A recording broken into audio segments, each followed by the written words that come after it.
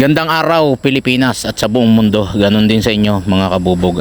Sa araw ngang ito ay magdi-deliver tayo ng bubog at ipapakita namin sa inyo step by step kung paano mag-deliver ng bubog. Dahil maraming nagtatanong sa atin at maraming nagpapaturo kung paano nga ba mag-deliver, ang tamang pagdi-deliver ng bubog. Mga kabubog, ito yung karga namin kahapon. Ito ay nasa 3 tinulada at kulang-kulang 3 kalahating tinulada, nasa 3.4. Ngayon, medyo mataas yan kahapon. Mamaya, pagmasdan nyo kung anong magiging itsura niyan. Dahil aming dinudurog yung iba. At yung mga 4 kantos ay ginawa naming panggilid. Para amin madagdagan. Gawa ng kung 3 tinulada lang ay lugi tayo sa biyahe. Dahil kung hindi mo dudurugin yan, yan truck na yan ay kakargalaang ng mga 4 na tinulada at mataas na yon.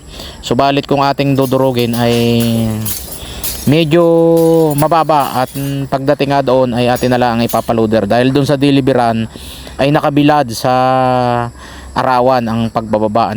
So at kung naalis mo ng sako ay hindi ka naman umanong magbababa doon, ipapaloader na lang yan at hindi ganoon kataas ang karga mo. Yan nga mga kabubog ay tapos ng kargahan at tutuldahan na yan. Ganyan ang naging itsura nung aming nadurog at aming nadagdagan. At titignan natin kung anong itsura niyan sa malayo kung may tulda na. Inyong pagmasdan mabuti ang itsurang yan at mamaya malalaman natin kung makakailang tinulada yan. Aking ipapakita sa inyo ang resibo niyan. Yan nga tinutuldahan na mga kabubog. At paalis na kami niyan, patapos na kami. Inilabas na nga namin sa garahe at doon namin tatalian, mga kabubog. Tinuruan na rin natin yung driver ng tamang pagbabasag, tamang pagtatali at tamang pagtutulda, mga gamit na kailangan. At tulad niyan, kailangan may yero na ganyan na pangharang para hindi pumunta yung bubog sa gulong, hindi masyadong masasagasan ng mga bubog.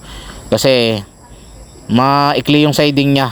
Hindi katulad nga mga kabubog ng ibang truck na halos sumayad na nga sa baba yung kanyang siding. Ang pagka-truck niya ay makitid lang ang siding kaya kailangan lagyan ng yero para hindi pumasok sa ilalim ang bubog at iwas flat.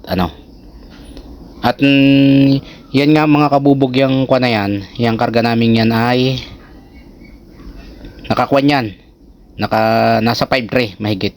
So, salamat Pilipinas.